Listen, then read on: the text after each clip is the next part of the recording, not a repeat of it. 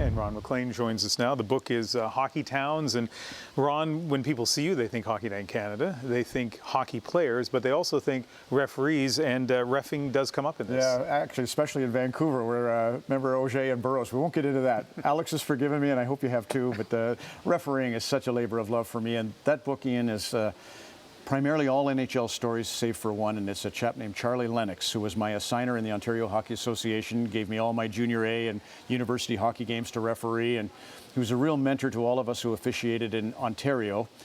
He had an amazingly tragic story. He was a great referee himself, and while he was out refereeing one day, one of his boys was killed in a car crash in Oakville, Ontario. He had another son lost to illness. So he had all this tragedy in his life, and yet he found a refuge in hockey. He became our dad, effectively, and he would defend us to the nth. He taught us so many things about caressing a game. You know, it's holding a bird. Squeeze it too tight, you kill it.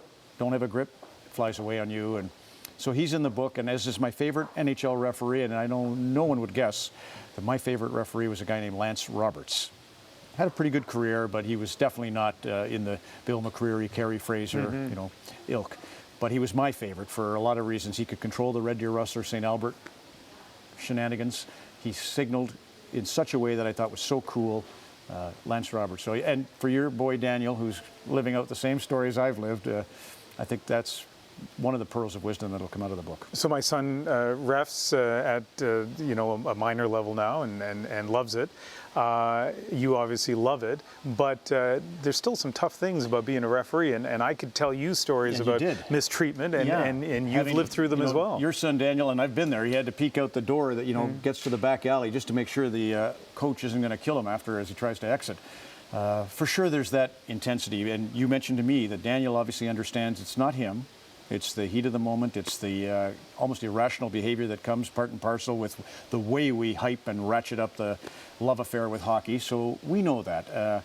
It's like parenting. I try and see parents that come and celebrate their child for just playing the game, not for the goal. If you score and everybody makes a big commotion, or you win and it's suddenly pop and pizza for everybody, that sends such a message. The love has to be more unconditional. Trevor Linden will tell you that his mom and dad really didn't know anything about hockey. Farmers, every game was a great game. Jerome McGinley, every game, his grandparents took him to all the games. Every game, good game.